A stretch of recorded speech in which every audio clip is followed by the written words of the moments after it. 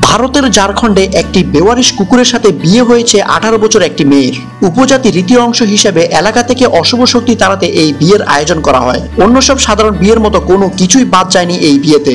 এমনই এক আশ্চর্যমূলক বিয়ে নিয়ে সাজানো হয়েছে আজকের এই ভিডিওটি। তাহলে চলুন দেরি না করেই শুরু করা যাক।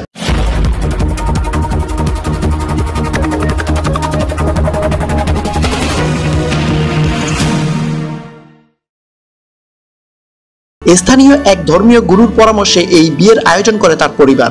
ওই গুরু মেয়ের পরিবারকে বলেন, কোনো মানুষের সাথে তার বিয়ে হলে তা পরিবার ও সমাজের জন্য ধ্বংস ডেকে নিয়ে আসবে। শেরু নামে ওই নির্বোধ কুকুরটিকে একটি গাড়িতে করে বিয়ের অনুষ্ঠানের স্থলে নিয়ে আসেন কনের বাবা। এই সময় উপস্থিত লোকজনও সেটিকে স্বাগত জানায়। তবে কুকুরকে বিয়ে করে সুখী নন 18 বছর বয়সী মংলি। শুধু ভালো ভবিষ্যতের প্রত্যাশায় বিয়েতে রাজি হন তিনি। মংলি বলেন, গ্রামের বয়স্করা বিশ্বাস করেন এর মাধ্যমে আমার অশুভ শক্তি কুকুরের কাছে চলে যাবে। তিনি আরো বলেন, পরবর্তীতে আমি অন্য কাউকে বিয়ে করতে পারবো। মেয়ের বাবা বলেন, এই বিয়ে শুধু অশুভ শক্তি তাড়ানোর জন্যই করা হয়েছে।